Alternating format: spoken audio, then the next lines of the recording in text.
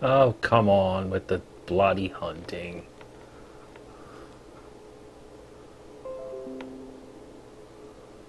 Okay. Yeah, well, it's Windows. It's bloody Windows. Alright. So, it's back. Now, what was I saying? Um, oh, man. You know Windows XP, I wouldn't put that thing on the internet, man. I wouldn't do it. I think that's inviting trouble, but I don't know why this stupid thing locks up. It hasn't done that in a few days. I think I really know why, and I think it's because I put this video card in the computer, and it might be that the power supply is getting a little dragged by it. So I should probably look at that and work out if the power supply is really the issue when I put that big beefy, video card in it to do the encoding for the video, because it works a lot better with that video card doing the hardware encoding for the stream. Otherwise, it maxes the CPU out, and I have to reduce the bitrate. So, yeah, I used to run Linux exclusively, and I did for many, many, many years. But I don't exactly have that luxury, because a lot of the things that I use only work in Windows. Like, for example, when I pretty much did all of my work in Altium, it runs in Windows. So, anyway, I don't use it anymore. But now I actually do a lot of stuff with .NET, so I kind of have to pay attention to that. So anyway,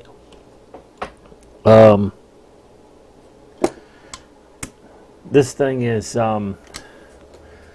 screwball. So if I toggle one of these pins, in theory, this thing should go up. In theory. No, it went down. Or did it? No, it's not actually having an effect because it's not really locked.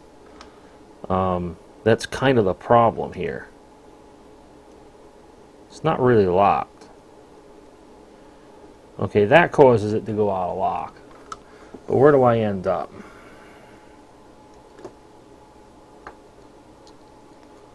Let's see if I can just tweak this and get it back. Oh, come on. There we go.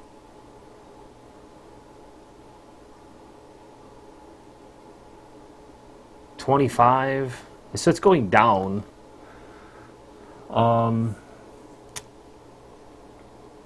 Yeah, I don't know about this. Pin 21? No.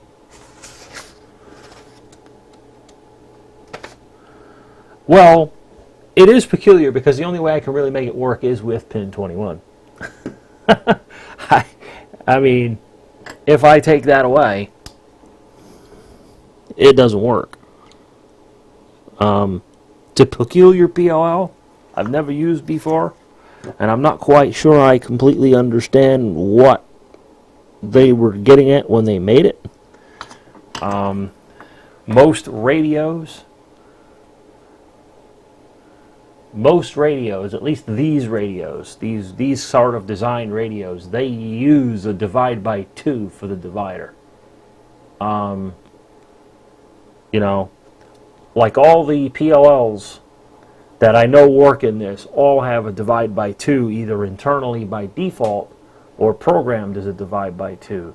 This one has a programmable divider for the reference that is fixed to one of 8 values, and none of them are 2. So I'm almost wondering if this is really simply not compatible, and I'm really trying to shoehorn this thing in here, and it'll never step the correct, you know, the channel spacing will be all screwy, and, you know, that may be an entirely possible scenario.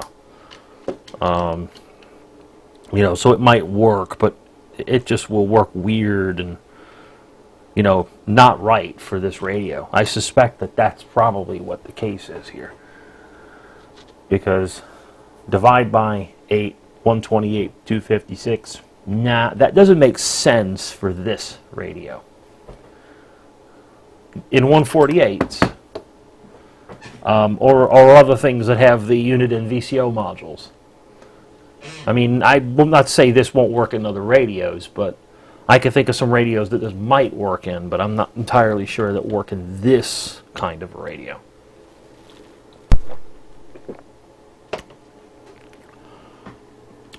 Well, let me think about this for a minute. If I know that it seems to have a lot to do with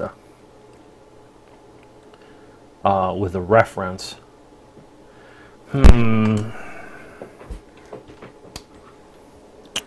let's see. What I've got right now is RA5 is a 0, or RA0 is a 0, and everything else is a set 2410. Let's just take this out and get us back to 8192, which I knew worked.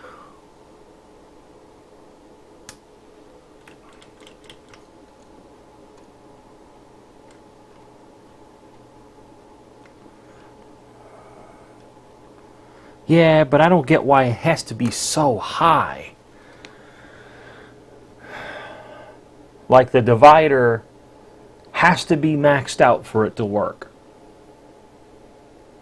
Yeah, I'm using high binary numbers. The only way it works is with the fracking thing at maximum, which is 17239. Then it works, which seems really crazy to me. You know, I basically have to throw everything at it to divide this sucker down. That's what I don't get. I'm really at a loss. Why do I have to throw everything at it to get it to work?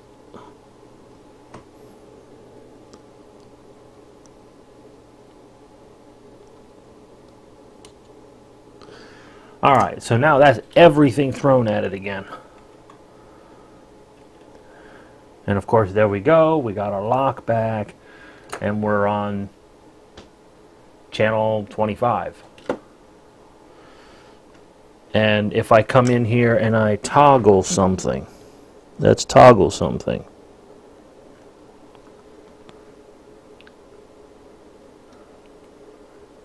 That took me to 27155, so that's clearly working, and that took me to 26915. So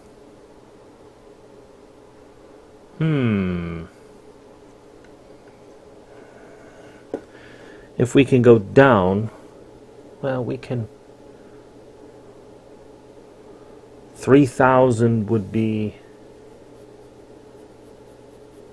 And I'll probably do that. Let's say for 3000. Okay.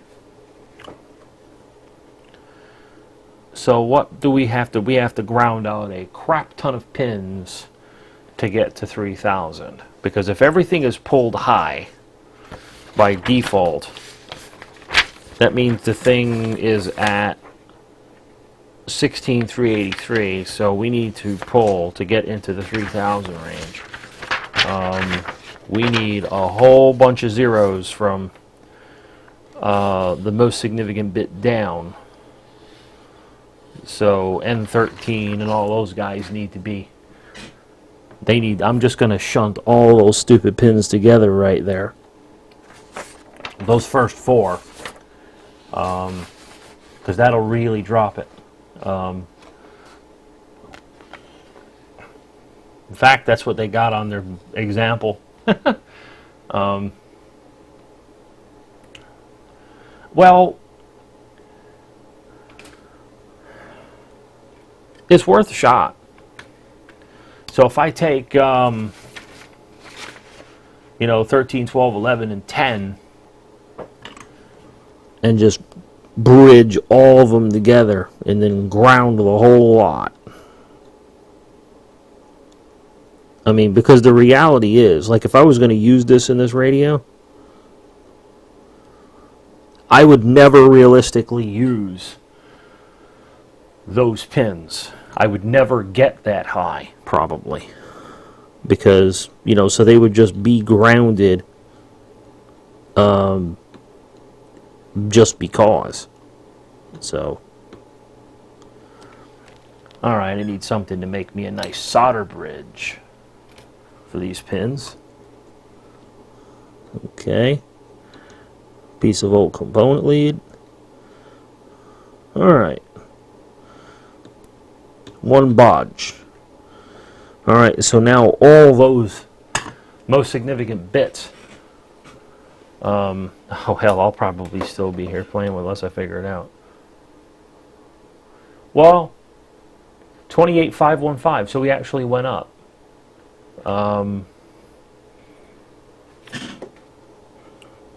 So we're in 28 megahertz now. Now what happens if I take away the TR blah thing?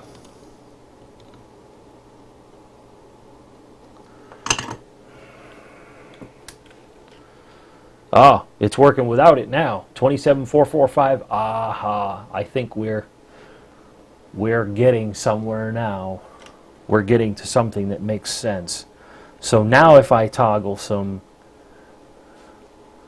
least significant bits, I should be get to a point where I'm going to only be making, obviously power of 2 channel adjustments here. So 2736, 2744. That starts making, that's making sense.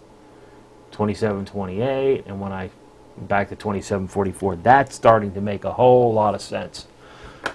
Okay. That's with all of the reference dividers floating. That's starting to make a lot more sense. So let's start toggling even least significant bits to see if we can get down to what frequency steps we can get to here. 435, 445. So there you go. Shifting N1 should shift by 10K. I think I just shifted N3 and it shifted by 10K. So it's close. It's better. So come on, Puss Puss. Pussycat wants to go out of the room. Go on, Puss Puss. Go ahead, Puss Puss. Go on. All right. Alright, I have to take care of my pussy. He sits behind me. He's usually so good. Alright, so this one changes us by... That one changed us by 5 kilohertz steps.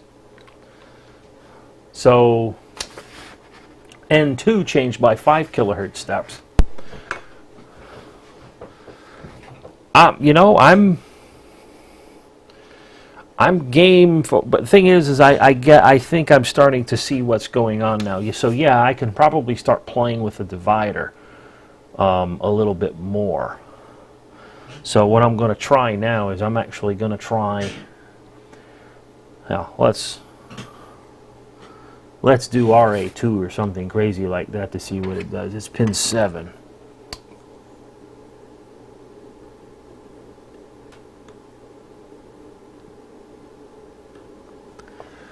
See what that does. Yeah, we're in Never Neverland, I'm thinking. So let's see if we can get it back.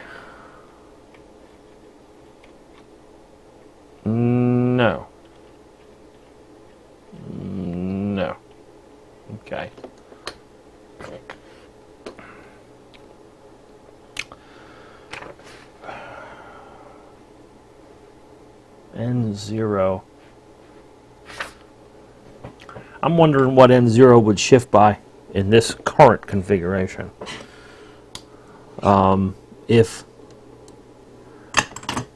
2 is doing 5 kilohertz, then 1's probably going to do 2.5 kilohertz. It's going to be a crazy... Alright, so let's try... Well, hold on. Let me get it to the point where the thing's locked again. I'm tweaking it. Alright, there we go. 27445. Let's get this thing more or less. Clarifier in this radio ain't locked, or is not unlocked. It's locked, so I gotta turn the pot in the radio to get it. There we go. 27445 006, close enough. So toggling this gets me 274425. So yes, 2.5 kilohertz. So this will get me 274437 to 4450. It's an odd shift. It probably throws it for a loop because it doesn't know how in the hell to do it. So, I wonder.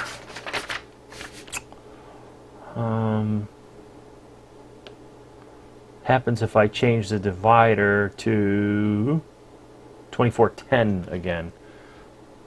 Because I did 2024, so we just 110 for 2 and 1. So that's 6 and 7. Bridge those again.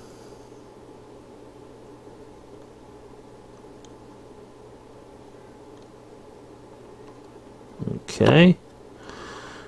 Let's ground those out.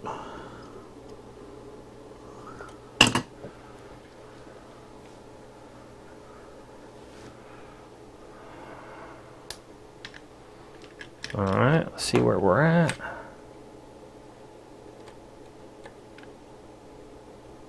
We are somewhere in Never Never Land. So, nope. So setting it to 2410 is no good.